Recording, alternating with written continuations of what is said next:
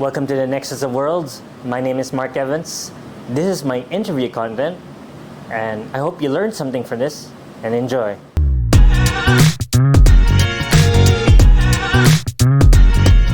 My name is Ray Lucero Siniza II. I am 30 years old and I live in Cebu City. I am an entrepreneur of different industries, primarily though with the family business in real estate. So tell me about yourself, Ray. I'd like to say that I am 90s pop culture personified, wherein it dwells into my passion that TV shows and movies coming from that particular time period, 90s, early 2000s, it's what molded me as a person. So a lot of my personality comes from there, that's how I grew up with having no siblings. That's where I found my source of entertainment, my source of character, as you will. That basically made up a lot of who I am today. How does one become an entrepreneur? Well, there are many answers to that, but I think the main one is if you see a need in the community that you're in, and you can fill that need with something, a service or a product that you know you can provide, then that's the beginning of entrepreneurship. Currently, the main business that I am in is partaking in with the family business, more or less. We've handled a real estate, I'd have to say, it's real estate, but not so much as it is more of like duplex house rentals.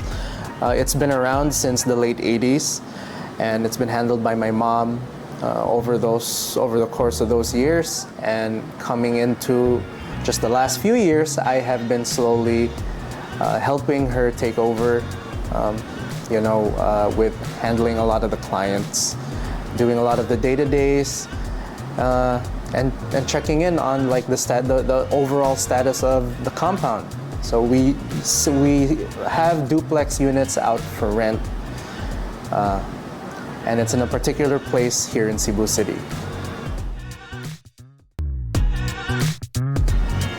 I guess one of the main traits that every entrepreneur should have is the drive of being able to fulfill that particular need in that community, and also that drive to be able to provide jobs for other people. You see, that's the distinct difference between businessmen and people who work for businessmen. There's nothing wrong with that.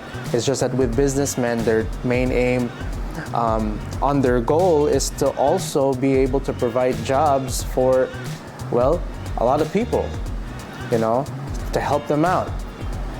So I think those are the main two things for traits. Now, when it comes to challenges, there are a lot.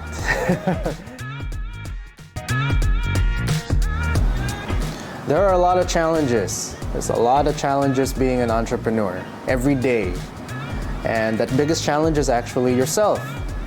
Of being able to find that motivation to innovate, to sustain, and be able, generally, be able to keep your brand relevant in the market. Because when it comes to businesses, it's an ever-evolving market. If you do not evolve with the market, you will be left behind and you won't have any more business to operate. So I think these three things are one of the heaviest challenges of being an entrepreneur.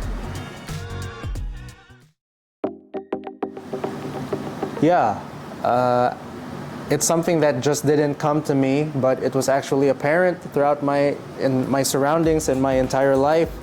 My mom being the main one, she's been a businesswoman like her whole life. I take a lot of inspiration from that. Now with my dad, who is like the solid 9-to-5 man, he gives me that balance of appreciating what it is to have a stable, everyday job. So I think there was a good mix in between the two of them. But in my case, I didn't actually foresee myself that I would become a businessman, or let alone get engaged in business. In fact, I was actually thinking back then of like taking a specific direction, as you will. It could be one of those like, usual professions, a doctor, engineer, or an architect, but throughout the years you start realizing that that wasn't going to be your future. So I started taking into acceptance that this is probably the path that I'm supposed to be in, and then naturally you just start seeing things that you could possibly fill, or ideas that come in that you could hopefully make into or nurture into a business and see it through. Oh, well, like any businessman, it fluctuates over the years. So in Philippine peso, I'd have to say that it ranged from 5 to 6 figures, possibly 7. Yes, it reached 7 figures at one point. It really fluctuates. When it comes to businessmen, it depends on how well you did in a particular quarter, how good your year was. But more or less, those are the figures that I have met throughout my course of being an entrepreneur.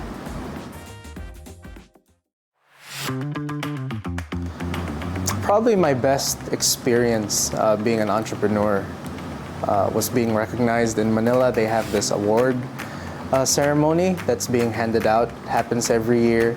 And in this particular year, I was running a consultancy firm with a few of my partners back in the day. And we got recognized, and I got specifically recognized on being like one of the outstanding entrepreneurs of that year. I'll probably just leave it in the comments somewhere where you could probably check that out. But that was where I saw myself as like all the fruits of your labor paid off, and it felt good that time to be recognized for it. The worst experience. Well, I just hope that the other side doesn't see this. But okay, the worst experience was basically there was a falling out between me and this client. It was us and this client, and it just didn't pan out. It came to no resolve. It didn't matter what we did. It didn't matter how we could try to help them. It got really ugly. The business actually closed down. Not our business, but the business of that said client. It's a good thing that nothing legal came out of it, but it was pretty bad. It was really pretty bad. One of the most traumatizing experiences that I've had in that particular industry that I was involved in at the time.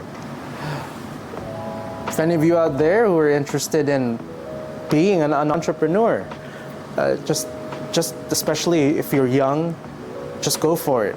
Just don't be afraid to fail. Those are like two advices in one. Just go for it and don't be afraid to fail. You're gonna have so much time to learn from your mistakes. It's a trial and error, really.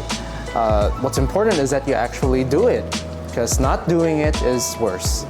So just find your passion, find and try to materialize it into a need of a service or a product that you can fill, and just go do it. Because the worst thing you can do to yourself is regret.